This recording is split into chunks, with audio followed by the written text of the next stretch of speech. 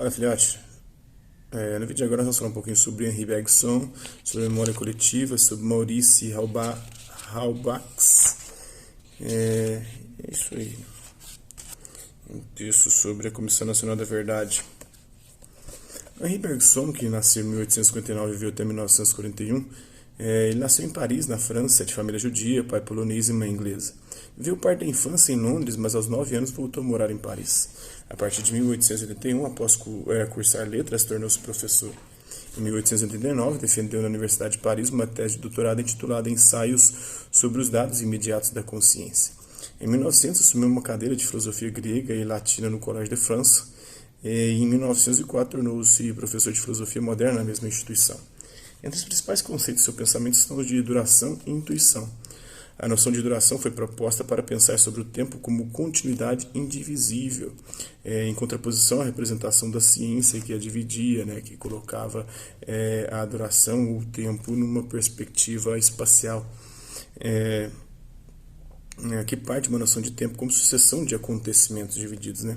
A intuição seria um conhecimento direto do objeto, diferente da análise ou da tradução, que envolvem processos de raciocínio. Uma das contribuições mais importantes para a ampliação do conceito de memória nos foi legada pelo sociólogo francês Maurice Halbwachs. Aluno de Bergson, ele desenvolveu um forte interesse pela questão da memória. Contudo, Halbwachs incorporou a discussão sobre a memória com base no referencial teórico da escola sociológica do pensador francês Émile Durkheim, que viveu entre 1858 e 1917.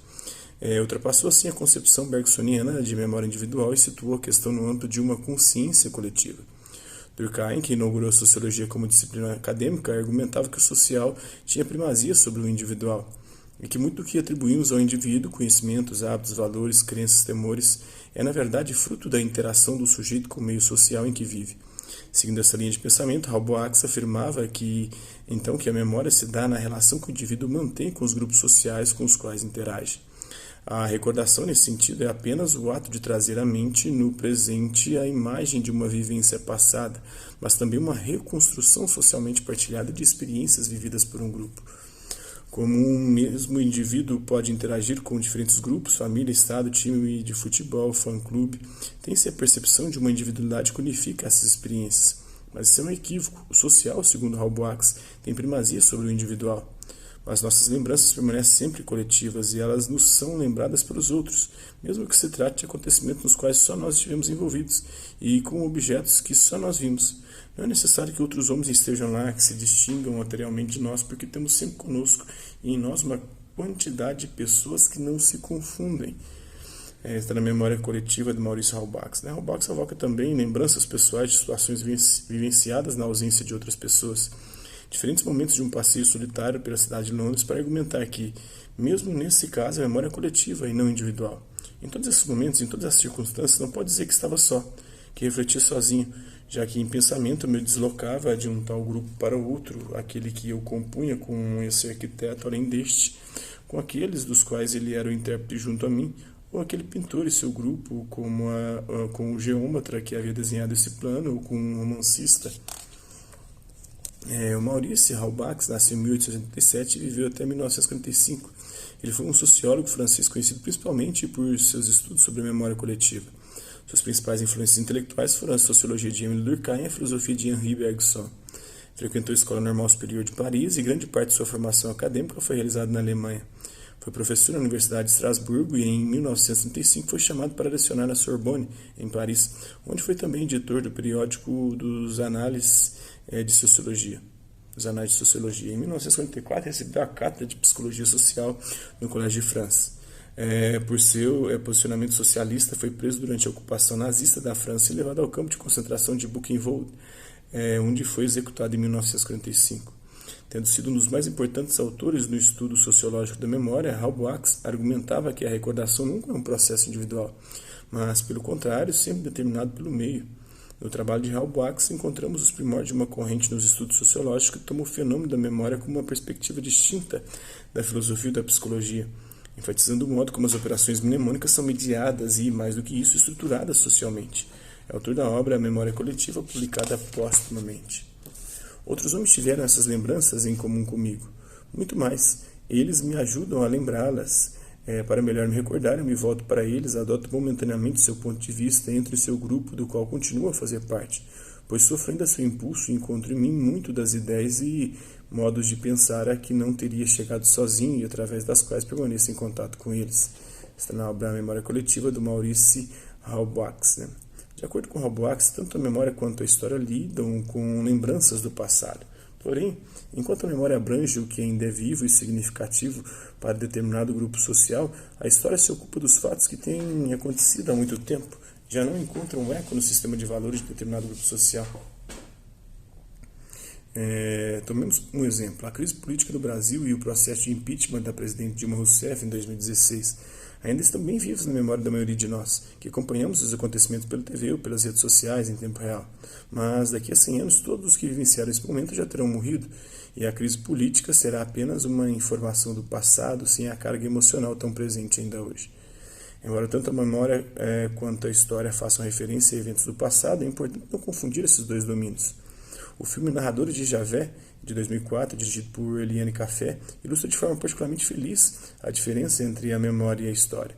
O filme conta a história do fictício povoado de Javé, que está prestes a ser submergido pelas águas de uma represa.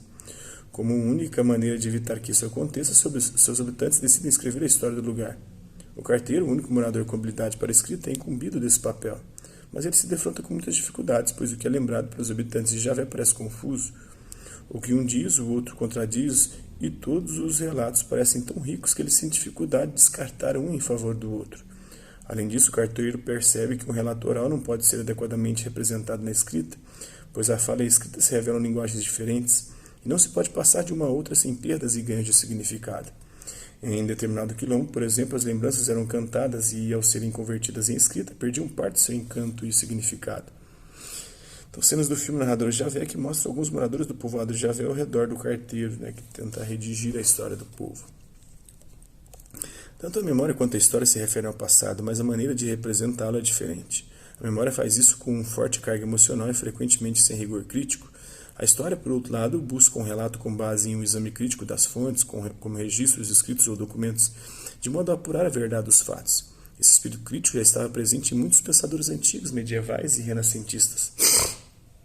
Mas a ideia de que a história deve ser crítica, separando o fato de fantasia, encontrou sua principal expressão no filósofo francês Voltaire, que viveu entre 1694 e 1778, como veremos a seguir. O texto a seguir, publicado em um site de notícias, trata do acesso público ao relatório final da Comissão Nacional da Verdade, a CNV, instalada em maio de 2012, e que se estendeu até dezembro de 2014 com a finalidade de apurar graves violações de direitos humanos cometidos por agentes públicos brasileiros entre 1946 e 1988. Testemunhos de vítimas e familiares, depoimentos de agentes da repressão política e 47 mil fotografias estão entre os mais de 100 mil documentos sobre violações de direitos humanos cometidos durante o regime militar, produzidos pela Comissão Nacional da Verdade, CNV, e entregues hoje, dia 24, ao Arquivo Nacional, no centro do Rio. Os documentos passam por um processo técnico e de digitalização e estarão disponíveis ao público a partir de 15 de agosto pela internet. O ministro da Secretaria de Direitos Humanos da Presidência da República, Pepe Vargas, assinou a portaria que formaliza a entrega do acervo documental do Arquivo Nacional. Para ele, a divulgação e promoção do conteúdo do acervo pode ajudar a prevenir novas violações. Lamentavelmente, ainda assistimos violações de direitos humanos perpetradas cotidianamente por agentes públicos. Precisamos, ao resgatar a memória, ao buscar a verdade, também fazer a prevenção, disse ele ao citar o desaparecimento do pedreiro Amarildo como um dos exemplos. Precisamos não apenas colocar luz sobre o nosso passado, mas também trabalhar para termos mecanismos de prevenção. Quando vemos situações onde pessoas saem às ruas para reivindicar o retorno da ditadura que violou direitos, vemos que o trabalho de memória e verdade é mais do que necessário para construir uma cultura de direitos humanos. Segundo Flávia Vilela, a Comissão Nacional da Verdade entrega o relatório final ao Arquivo Nacional de 24 de julho de 2015. Então, espero que vocês tenham gostado do vídeo. Hasta la vista, até a próxima.